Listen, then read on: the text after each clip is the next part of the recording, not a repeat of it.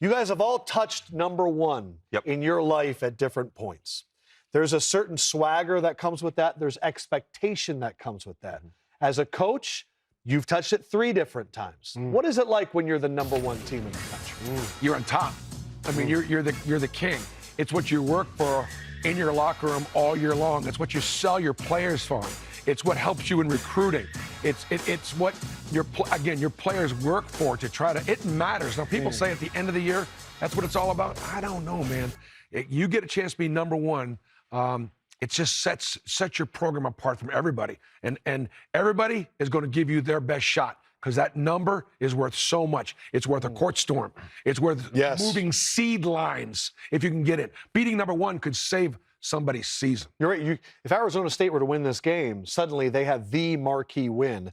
You guys each touched it as a player in different times in that 92, 93. What does it feel like when you have that target on you? So what has happened in sports now is people only judge the destination and count the championships and count who cut down the net, but they don't appreciate the journey. And the regular season for players and coaches, that actually is like what matters the most, because that's like a reflection of your work. And so now when you're number one, you know you're going to get everyone's best shot. But also there's a sense of pride in we want to stand on it. Right. And we want to keep it.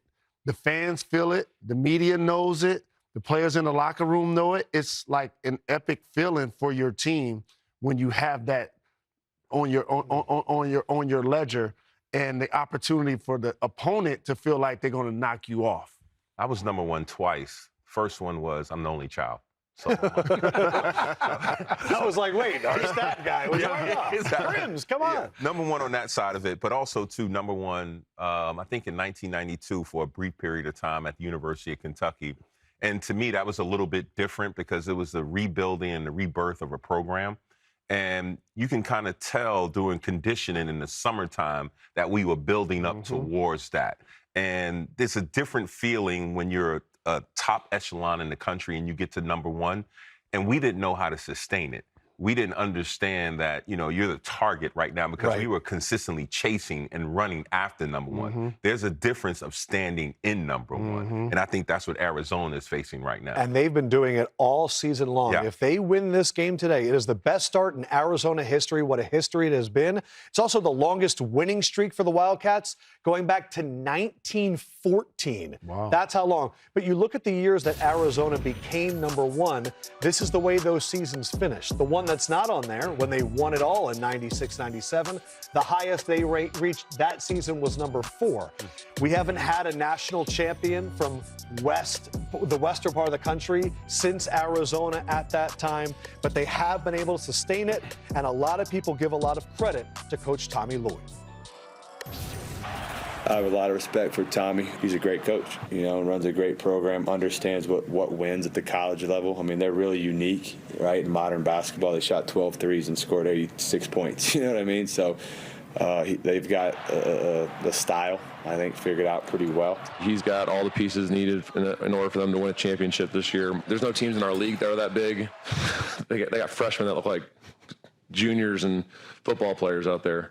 So they got grown-ass men out there. It was good for our guys to see kind of what the bar's at because we got a long way to go. They've got just so much physicality and so much front court strength.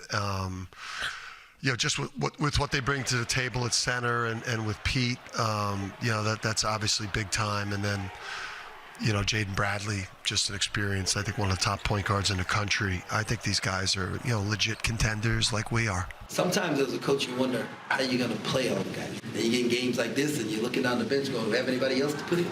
With Arizona, you got to pick your poison. And the problem is it's all poison.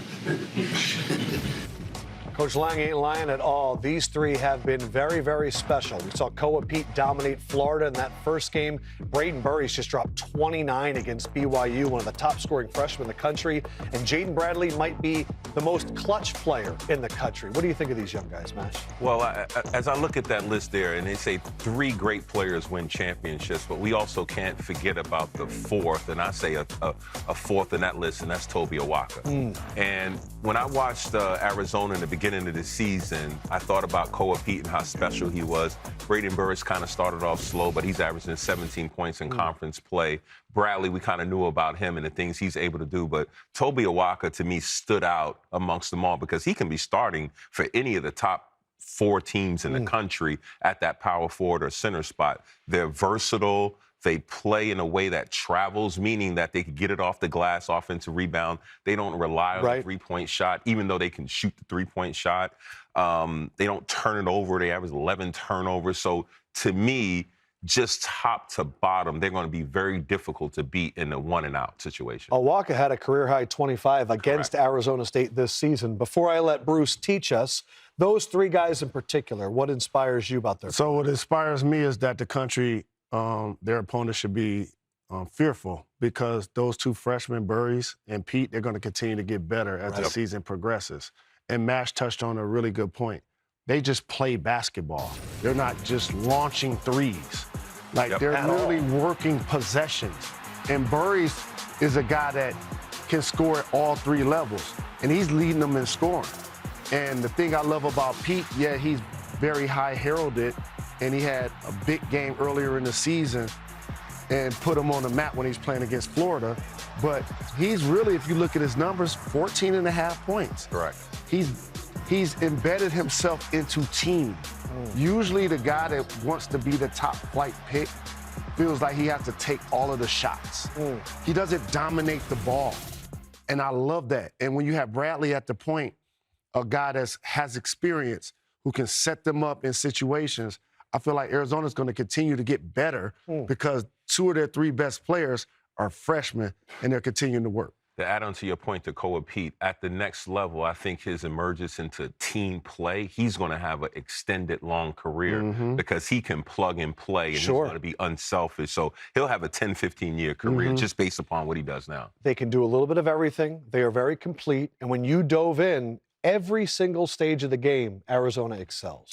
I agree. No, I talked to Tommy Lloyd yesterday, and he talked about embracing the physicality. He said, look, if we can win the glass, win the paint, and win the battle of 2-point field goals, because they're not in love with 2-point field goals. 2-point field goals. Music to your ears. They're going to win. And so when I break down Arizona, I look at where they are on the fast break. I look at where they are in the secondary break. And you're going to see the little dribble handoff. Watch the duck in down there by Awaka. He's going to go ahead and seal the post. He's going to give the passing lane up. Now, this is a tough 2 because he's surrounded. But too big, too strong, too physical. Size matters in basketball. Same action, okay? Here's the dribble handoff. But now we're going to go ahead and seal the post, and we're going to be able to drive right down the lane. Karchenkov takes it all the way to the paint for an easy one. That's sort of that Gardot screening type action. But defense and rebounding win championships. When the big has the ball that far away from the basket, frame and don't let the guards have the ball. As a result, Bradley takes the ball away. We call that framing off the big. I've loved to do that for years. Arizona's good, really, really good in transition. All right, now again, defensively. We get through the screen, okay? Kribas has got to help at the paint. Look at them all sink. Look at all the vision when the ball goes into the paint. DeBance has got it, so you better go ahead and watch, sink, fill, strip, challenge at the rim, don't foul, get the 50-50 ball. And here's the play of the year so far for Arizona, okay? First of all, coming out of the timeout, we're going to deny DeBance to the ball. With 8 seconds left to go, he's not touching it. So Wright goes down the lane. Burris knows that. With 7 seconds, he's going to leave his man. Come over. Wright had Bradley at the rim. He had him underneath. He had the easy 2-point basket. What was it, Jalen, that made Burris just leave? There's a ton of time left on the clock. Maybe because he knows who Rob Wright is and goes, Rob Wright at this point ain't giving it up.